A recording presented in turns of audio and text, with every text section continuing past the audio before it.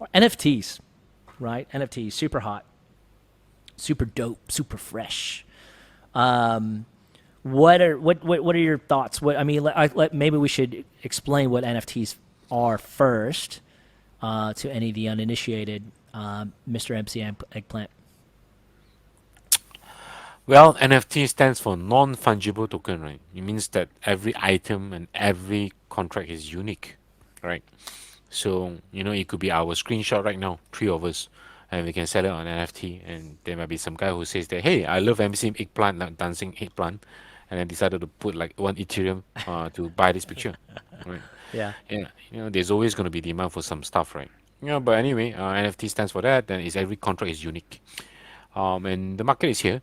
But obviously, that being said, it's still not really widely understood.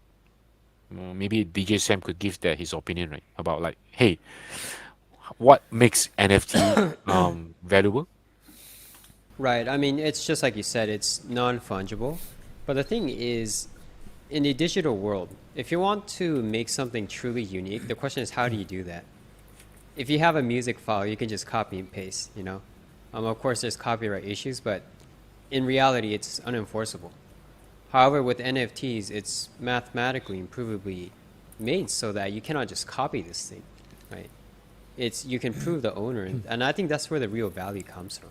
So imagine you're a gamer, you work hard to unlock that gold trophy or whatever character, right? This could be turned into an NFT as well, and it can have like your stamp and record and everything saying, hey, you as a gamer unlocked this at this time, and maybe you can transfer that to other people, and people can provably see, right? You were like the original owner, or like you unlocked it.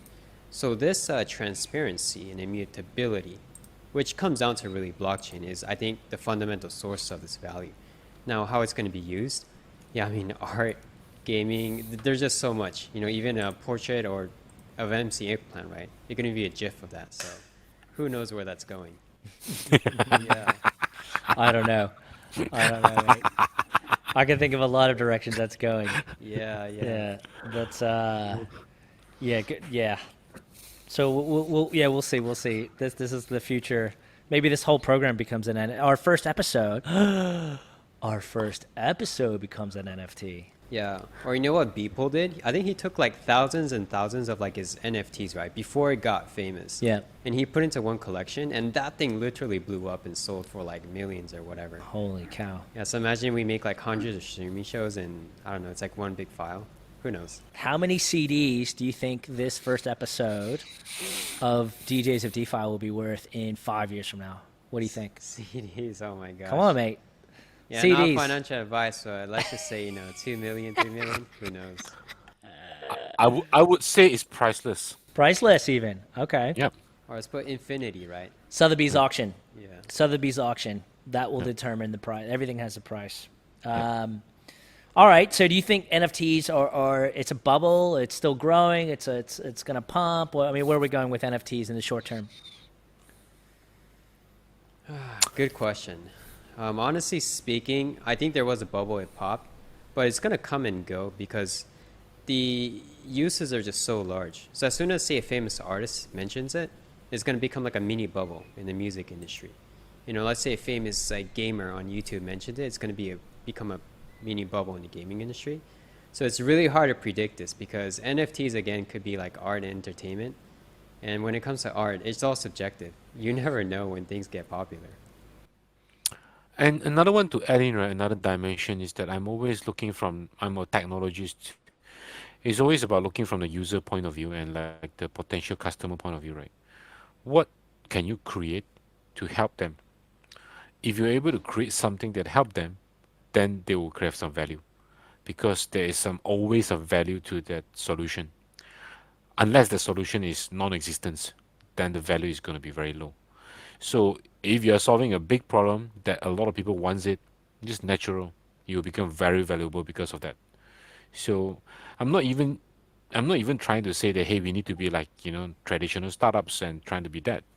But thinking from a point of view, right? Nobody knows how good a mobile experience is until Steve Jobs unveiled like the iPhone in back in 2007 2008. Even when they launched it, it is also very obvious that a lot of mobile competitors are, laughing at him, right? But look at where are the competitors today? Yep. Just one piece of transparent glass that you are living every day right now, and you can't survive without. Talk about potential change from one piece of things that have existed for the last 20, 30 years, right? Even prior to that, we have Palm, we have Nokia, we have like different smartphones, but none of it get to the mainstream because Apple have created something that solve a lot of people's want, and they create some solutions for their need, right?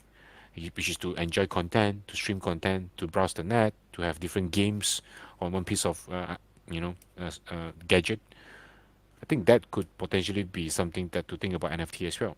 The current NFT is just started, right? We never know how it's going to be.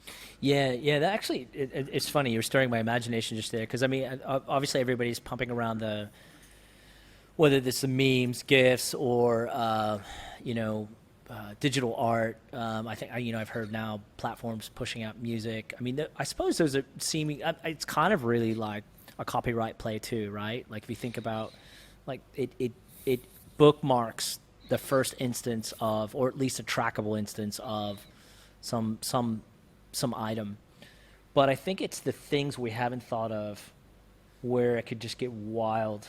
I mean, completely wild new territory.